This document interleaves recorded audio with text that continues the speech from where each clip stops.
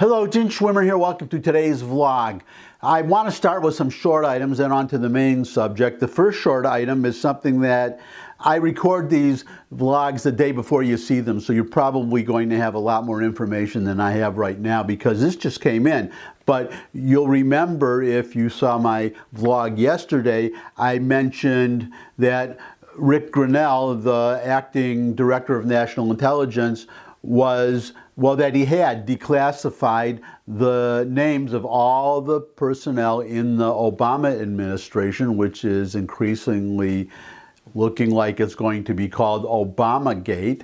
So much for the only scandal-free administration in history. I think that's going out the window. But to get back to the story, he declassified the names of the officials of the Obama administration who had asked to unmask Michael Flynn. He did not release the names. He just gave the names to the Department of Justice. The Department of Justice said that they were not going to release the names, that it would be up to Grenell. Well, Grenell came through. He released the names. That's what, well, here's the headline. List of officials who sought to, quote, unmask, unquote, Flynn released.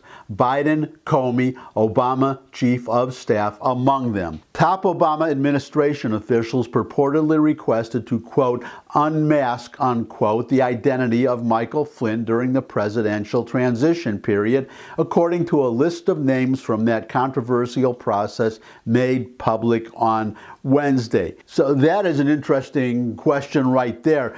During the transition period, we have the Obama administration on the way out, the Trump administration coming in. Obama, when he met with Trump in the White House before the official transition of power, before Trump took the oath of office, he warned Trump not to hire Michael Flynn. He could have provided all this other information. The whole point is there was no reason why during this transition, the Obama administration is on the way out.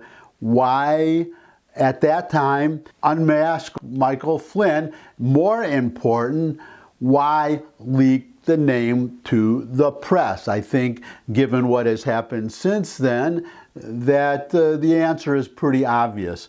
One more quote. The list was declassified in recent days by Acting Director of National Intelligence Richard Grenell and then sent to GOP Senators Chuck Grassley and Ron Johnson, who made the documents public.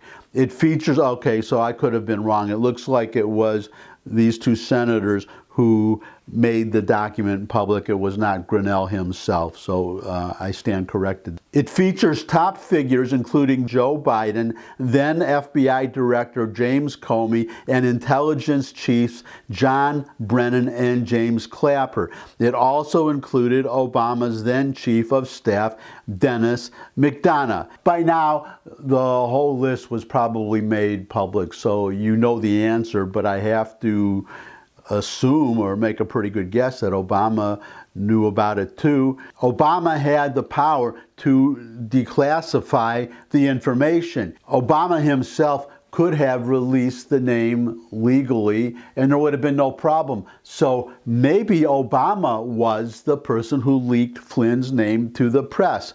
I think that's one of the things that Durham is investigating, because whoever it was, that person's name is on that list. One of these people broke the law, unless again it was Obama. One of these people broke the law, illegally leaked Flynn's name to the press. The penalty for which, by the way, is 10 years in prison.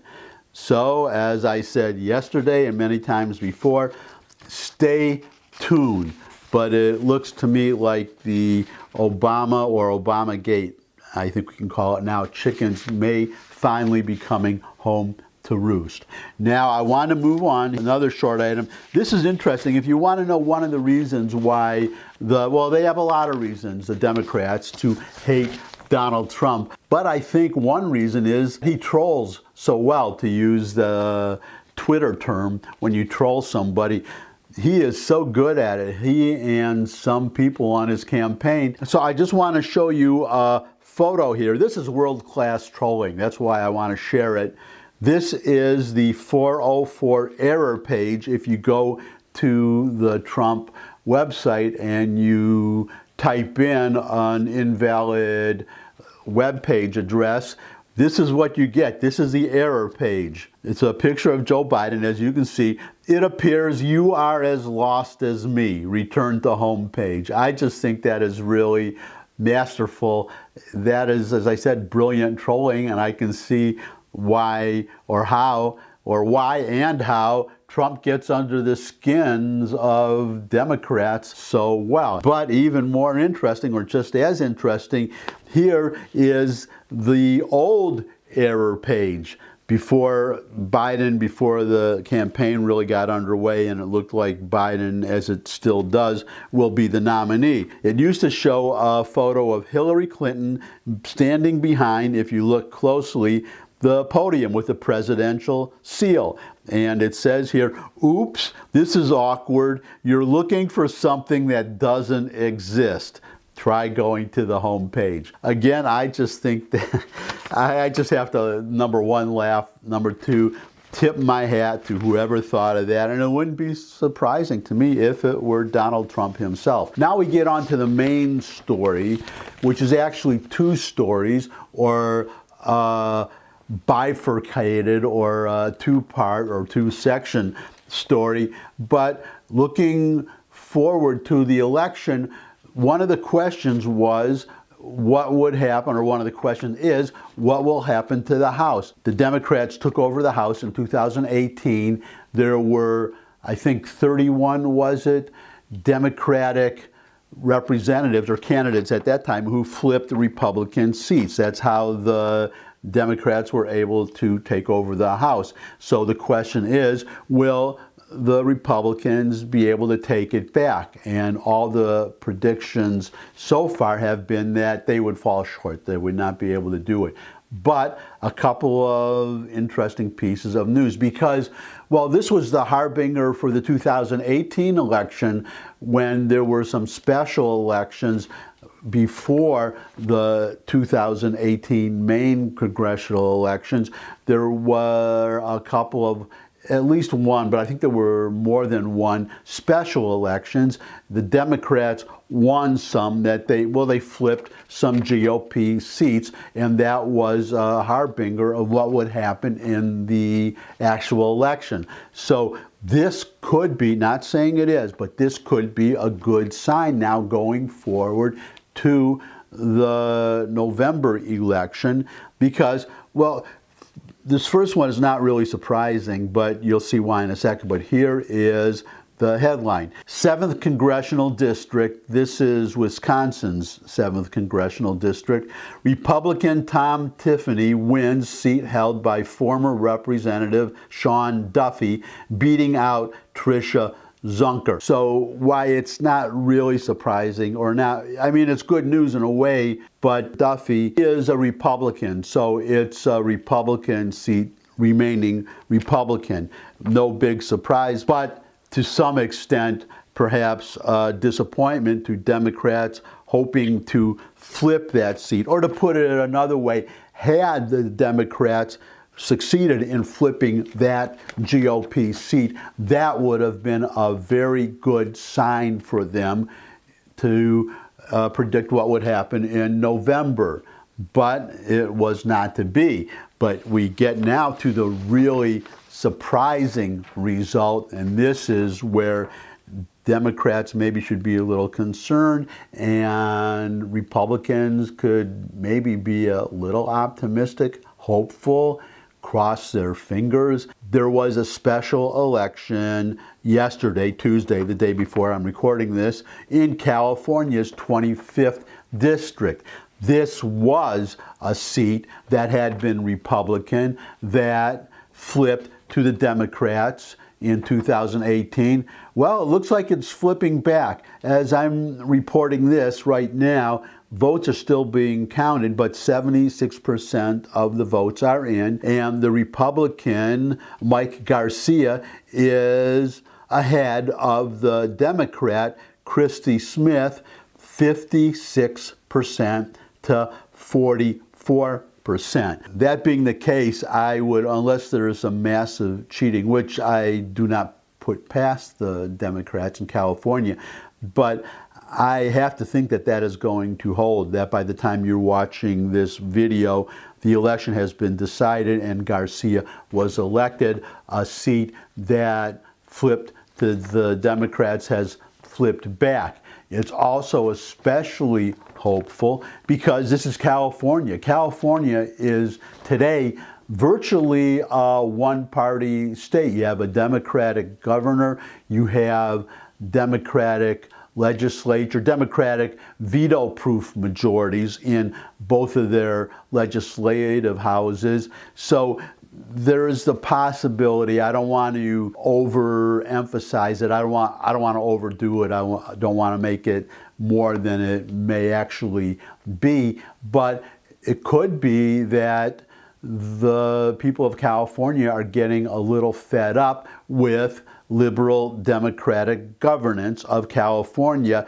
Maybe they are tired of a one-party state. Maybe this is a sign for the GOP flipping, or at least flipping back, formerly GOP seats.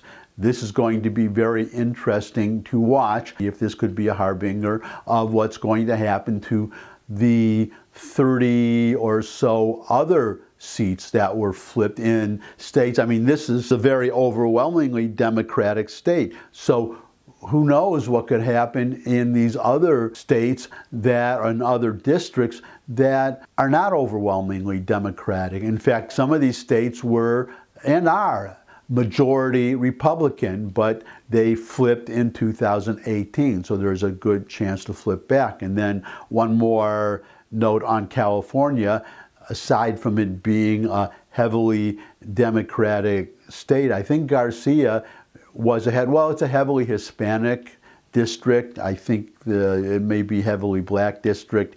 I think it, yeah, in fact, I'm pretty sure it includes part of Los Angeles. So it's a good size Democratic demographic taking up part of that district, which makes it possibly even more important that that district flipped, and by 56% to 44% as I'm reporting this, that is a very large margin. We are not talking about eking out a narrow win.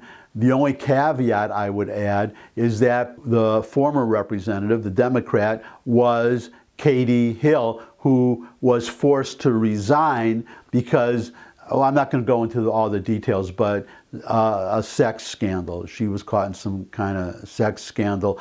That definitely would make it impossible for her to get reelected, but how that affects a new Democratic candidate, there is really no way to tell. At least I'm not a political analyst. I'm not that smart, so I don't know. Maybe that has, well, it's possible that that could account for part of the margin, but for it happening at all, I'm not so sure. And that's it for today. Thanks for stopping by. As always, thumbs up if you like this video. Share it with anybody you think would also like the video. Got any comments? You can put them in the comment section below the video, along with any questions you might have, suggestions for future topics. I love getting more subscribers. So not just, well, personally, because I love getting more subscribers, but also if I get 4,000, I think it is, no, 1,000, I don't know, a whole bunch, a lot more than I have, then I can start putting ads on my channel. Maybe make a buck here, or, well, the way it usually goes, probably a penny here or there. But every penny counts in this day and age, right? So subscribe if you can, but most of all, come back and see me again. I look forward to seeing all of you again, and until I do see all of you again, bye.